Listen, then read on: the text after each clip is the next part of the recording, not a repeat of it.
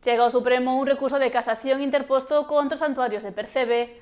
Omega sinala a omisión de consulta ao sector como agravio contra os intereses dos bateiros. A Organización de Produtores de Mexillón de Galicia, Omega, conseguiu que a Sala do Contencioso Administrativo do Tribunal Supremo admita a trámite o recurso de casación presentado pola entidade contra a sentenza do Tribunal Superior de Xustiza de Galicia. Nela avalaban os santuarios de Percebe creados pola Consellería do Mar dentro dos plans de xestión de recursos específicos para o período 2022-2024. O Tribunal Superior de Xustiza de Galicia respaldou en varias ocasións estas zonas de protección creadas pola Xunta, pero Omega recorreu a ditada en xullo. A casación da Organización de Mexilloeiros baséase na omisión da consulta previa ao sector antes de aprobar o plan. A titular do Departamento de Mar, Marta Villaverde, sinalou que a Consellería aceptará o que o Tribunal Supremo decida.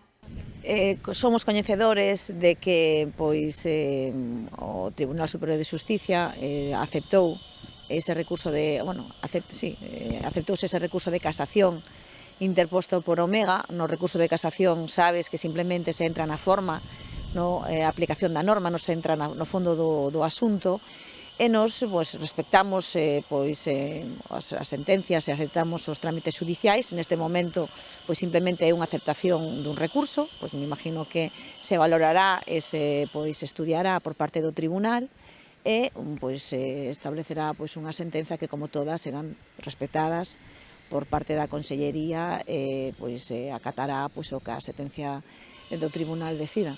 Polo que nese caso valoraríase máis as formas e non as consecuencias que tivo para os bateiros a creación de santuarios para protexer o Percebe e non deixar extraer mexilla. A sentencia final é unha sentencia que determinará o fallo que está recurrido nese recurso de casación, e no momento en que coñezamos tanto os extremos da demanda como os extremos da sentenza, analizaremos as consecuencias que deriven dela. E afirmou que o seu traballo basease no diálogo entre todos os sectores para que poidan seguir desempeñando a súa actividade. Nós, desde a Consellería, sempre abogamos polo diálogo, pola conciliación, e entendemos que todos temos que traballar, ao final traballamos todos nas pedras, traballamos todos no mar, e desde a Consellería o traballo que realizamos é precisamente fomentar esa cooperación, fomentar esa coordinación e o diálogo. Creemos que é a fórmula de traballo e que temos que valorar. Se algún tipo de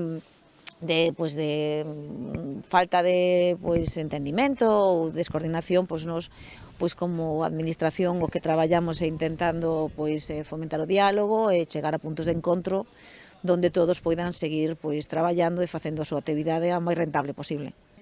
A Guiño é un dos portos galegos nos que o Percebe ten un alto peso. Moitos profesionais traballan con esta especie e no período 2022-2024 moitos viron en perigo a súa actividade pola falta de recursos nas rochas. O patrón maior da conferria local, José Antonio Santamaría, sinalou que se lle está a dar demasiadas voltas á creación destes santuarios. Porque realmente non estamos mirando a parte natural, a parte de que queremos ter, de que queremos un futuro para a nosa xente. Eu creo que xa está ben como estaba, a outra parte dirá que non, porque queren ir ás pedras, queren ir ás outras, que si santuarios non. Eu sigo dicindo o que dicen sempre, eu entendo por unha parte os bateeiros, pero tamén o que entendo é que se queremos axudar a naturaleza, como non estamos axudando noutras cousas, aportando, a maneira é esa, a maneira de que se quedan pedras, por decir así, sin tocar, pois esas pedras regeneran. Están aí as probas feitas, están aí fotos para ver como estaban as pedras e como están. Realmente a incidencia de mesilla é de outras especies, porque realmente os organismos non só se basan de mesilla, sino alrededor das pedras hai moitas infinidade de bacterias. E apuntou que as pedras están a recuperarse case na súa totalidade.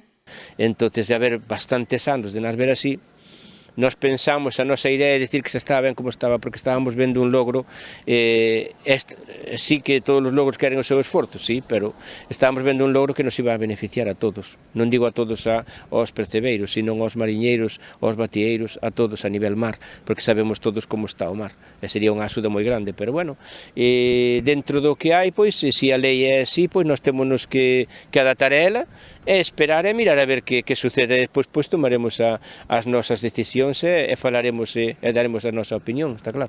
Antes tocará agardar a que o Tribunal Supremo emita a súa sentenza ao recurso de casación interposto por Omega.